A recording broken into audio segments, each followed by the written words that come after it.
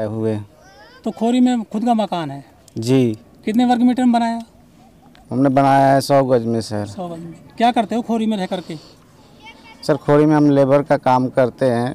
अच्छा। और जो है 16-17 साल से करते करते 1-1.5 लाख रुपए इकट्ठा किए और जो है यहाँ पर सभी लोग ले रहे थे तो हमने भी लिए प्लॉट।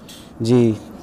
तो अब सुप्रीम कोर्ट का आदेश है कि ये खोरी कॉलोनी में जितने भी मकान हैं जी सभी अवैध रूप से बने हुए हैं सरकारी ज़मीन पर। जी। तो क्या लग रहा है?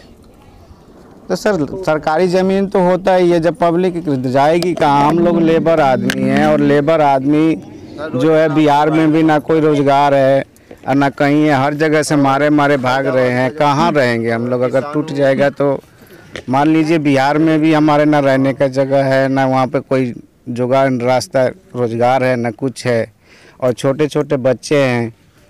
तो आखिर हम लोग करेंगे क्या? या तो सरकार हमें मार दे, क्योंकि गरीब ना रहेगा ना रोएगा, ना किसी को तकलीफ़ होगा, ना बीजेपी को होगा और ना कांग्रेस को होगा और ना कोई दूसरा सरकार का होगा। सभी अमीर हो जाएंगे, किसी को तकलीफ़ नहीं रहेगा। लेकिन जो मोदी सरकार है वो तो खुद नारा देते हैं कि हम जो है गरीबी हटाएंगे।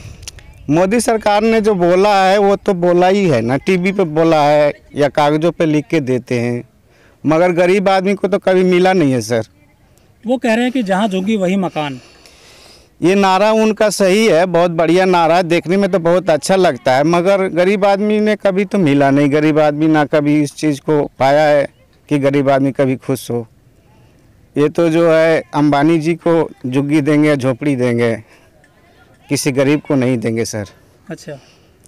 गरीब आदमी, मजदूर आदमी हर तरह से इनसे दुखी हुआ है, या तो कोरोना से भी, उसके बाद से पैसे बदले, हर तरह से गरीब आदमी, मजदूर आदमी का जो है कि सर इसमें उसका रोज़गार गया है और पैसे से आज बहुत मुश्किल में चल रहे हैं, और इस मुश्किल में जो है इनके से घर छीने जा रहे हैं।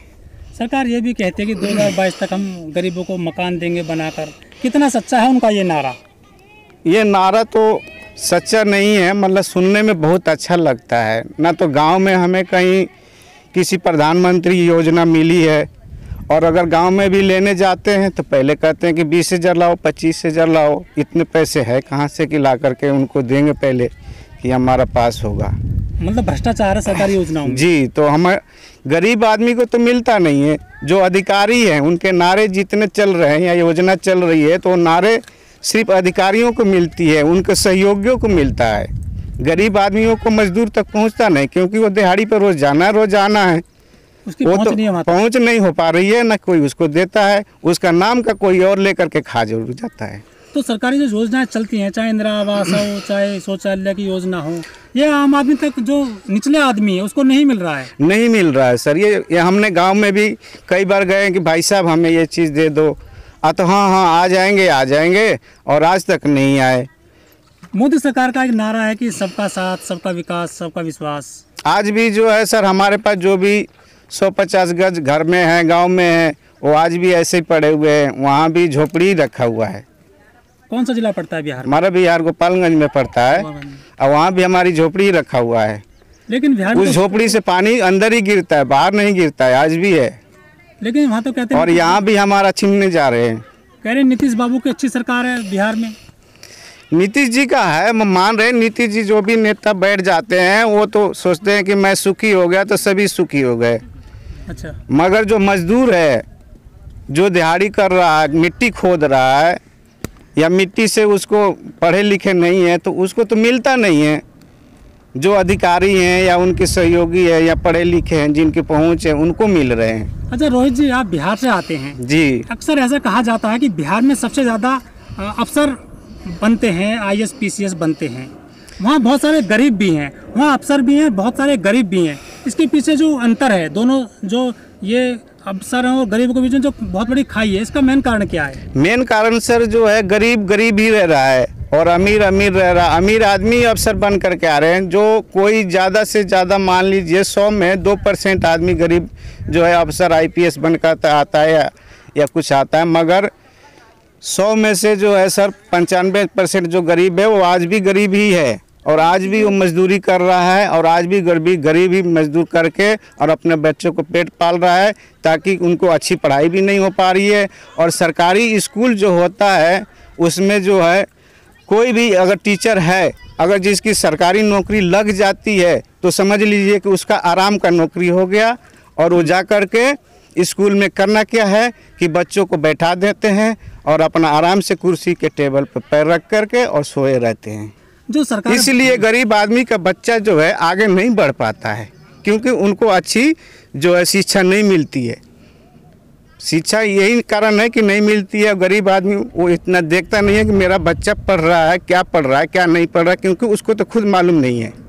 लेकिन जो मोदी सरकार ने उसने नारा दिया है, बेटी बचाओ बेटी पढ़ाओ बेटी को आगे बढ़ाओ। सर ये नारा जो भी है बेटी पढ़ाओ, तो ये तो सर जो भी बात है ये थोड़े से मिलते हैं। अगर बच्चा कोई लड़की कोई जाती है स्कूल में भी तो उसको इतना पैसा नहीं मिलता है जो कि बढ़िया वो आगे बढ़ जाएगी। ज़्यादा से ज़्यादा 1000-2000, तो 1000-2000 में सर आप ही बताइए ना, 1000-2000 में आज के टाइम में क्या होगा? कौन सी शिक्षा प्राप्त कर लेगी, कौन सी डिग्री वो प्राप्त कर लेगी? लेकिन सर इस खोरी गांव में ज़्यादा लोग मजदूर लोग ज़्यादा रहते हैं, गरीब लोग। क्या सरकार को इस बात का पता नहीं है क्या? सर सरकार को सब कुछ पता है, मगर सभी लोग अच्छे भाषण ये देते हैं कि मैं गरीबों को ये कर दूंगा, बस उसी टाइम तक के होते हैं और उसी टाइम तक के अपने कागज़ बना लिए और लेकर के चले जाते हैं, फिर सारे भूल जाते हैं। तो वोट बैंक है केवल? जी, सिर्फ वोट बैंक है कि हाँ हम चल रहे हैं गरीबों के लिए, और गरीबों को आकर के दो तुम बात कर लिए और बात कर करके फिर अपने घर जाके आराम से सो जाते हैं, गरीबों को भूल जाते हैं। मकान सरकार तोड़ के यहाँ आकर हटाने पड़ते हैं, जाना पड़ता है, फिर कहाँ जाओगे आप लोग? क्या सोचा आप? देखिए सोचने वाली बात क्या है, आखिर हम जाएंगे कहाँ? हम तो यहीं पर रहेंगे। और दूसरी बात यह है कि हम सरकार से ये भी नहीं कहते हैं कि हम सरकार से लड़ेंगे या किसी तरह की कोई पंगाबाजी तो है नहीं। मेन बात यह है कि या तो जी मेन बात यह है कि सर या तो यहाँ पे अगर कोई बात होगी तो यहीं मर जाएंगे, और नहीं तो रोड पे जाएंगे और बच्चे को अपना कटोरा दे देंगे और उनसे भी भीख मंगवाएंगे और हम भी भीख मांगेंगे और खाएंगे और रोड के किनारे सोएंगे। क्योंकि सरकार हमारी यही चाहती है कि यहाँ से लोग जाए और रोड पे जा कर के भीख मांगे। रोहित जी, जो आपकी कॉलोनी है खोरी, इसमें बताया गया कि लाखों की आबादी है, लाखों लोग रहते हैं हजारों मकानों में। यहाँ सरकार क्या कुछ फ्री वाला राशन मिल रहा है क्या, जो मोदी सरकार दे रही है कोरोना टाइम में? सर कोरोना टाइम में जो है कि 1-2 बार मिला हुआ है, 5 किलो आटा मिला है, 5 किलो जो है कि चावल मिला हुआ है। इतने दिन में मतलब 10-12 किलो अनाज मिले, तो आप ही बताइए कि 10-12 किलो अनाज में 5 परिवार कैसे गुजारा कर लेगा? तो वो तो ज़्यादा से ज़्यादा 15 दिन का भी नहीं है। अब तीसरी लहर आने वाली है कोरोना की, जो ऐसा बताया गया है कोविड की। आपके जो बच्चे हैं इनको खतरा है, क्या आपको डर नहीं लगता कि मकान टूट गया तो हम तीसरी लहर में बच्चों को कहाँ ले जाएंगे? जब हम ही खुद मरने वाले हैं और बच्चे को भी कहाँ क्या करेंगे? वो कोरोना में जो भी होगा मरेंगे, ठीक है, मरने से तो अब डरेंगे तो हम जाएंगे कहाँ? पहाड़ में कहाँ जाएंगे? किसके के घर में थोड़ी जाने देंगे, कोई घर में तो घुसने नहीं देगा। मरना होगा तो हम यहीं मर जाएंगे, कोरोना से मरे या चाहे किसी और योजना से मर जाए। रोज जी, कुछ लोग कहते हैं कि ये पहाड़ी है, ये अरावली पहाड़ी है, और पर्यावरण को लेकर इस पहाड़ी को बचाना बहुत जरूरी है। तो क्या पहाड़ी पर घर बनाना गैर कानूनी है क्या? यहाँ बसना पहाड़ी पर? सर पहाड़ी पे बसना तो गैर कानूनी है, मगर बात ये भी तो है कि अगर गरीब आदमी जाएगा तो कहाँ? दिल्ली में तो किसी के घर रह नहीं सकता है ना। ये तो कहीं रोड के किनारे रहेगा या पहाड़ में रहे या कहीं जंगल में रहे, अपना झोपड़ी डाल के। अच्छा, सरकार ये भी कहती है कि जो पाकिस्तान में हिंदू रहते हैं, बांग्लादेश में जो हिंदू हैं, वहाँ से हिंदुओं को लाकर बसाया जाएगा यहाँ पर। ऐसा बात सरकार कर रही है, तो सरकार तो अपनी बड़ाई के लिए जो करती है कि बड़ाई मेरा हो जाए देश विदेशों में कि हमारा भारत देश ने फलाने जगह से फलाना आदमी लेकर के आए हैं, फलाने धर्म का आदमी लेकर के आए हैं और यहाँ बसाए हैं, सब कुछ करे हैं।